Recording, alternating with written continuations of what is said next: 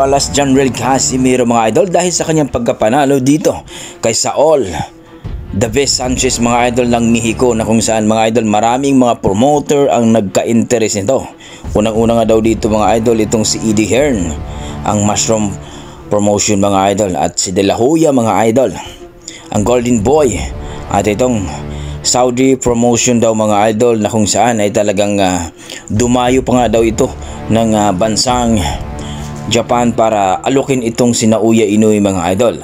At dito nga ay nagkaroon po ng negosasyon daw ayon sa ating mga pinagkakatiwalang source, itong promoter ni Cuadro-Las Casimero na si Masayuki Ito, na pagbigyan itong si Casimero mga idol na mapalaban sa bansang Saudi, na kung saan ay kung mag-o-open na ito sa mga mababang timbang mga idol.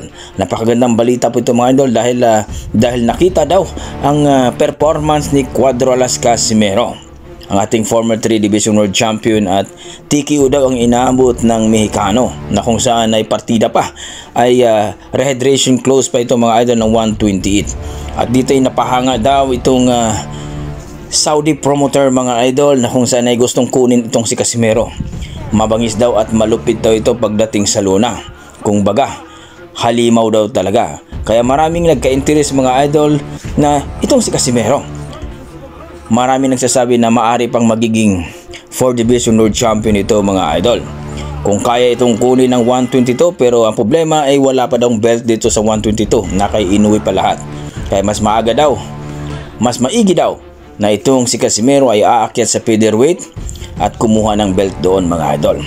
Ika nga natin mga boxing fans, wag daw sayangin at wag muna daw habulin itong si Naoya Inoue dahil nakahilera pa ang IBF at WBA na depensahan ni Naoya Inoue mga idol. Si Sam Goodman mapalaban ngayong December 24 at susunod na yan sa WBA by Ahmad Aliyev. Kaya itong si Casimero mga idol, mas maigi daw na akyat ito sa featherweight para kumuha ng belt mga idol. At ang potential ni Casimero na mapasabak sa bansang Saudi o sa UAE mga idol, so United Arab Emirates. Magandang balita ito mga idol para sa ating mga boxing fans.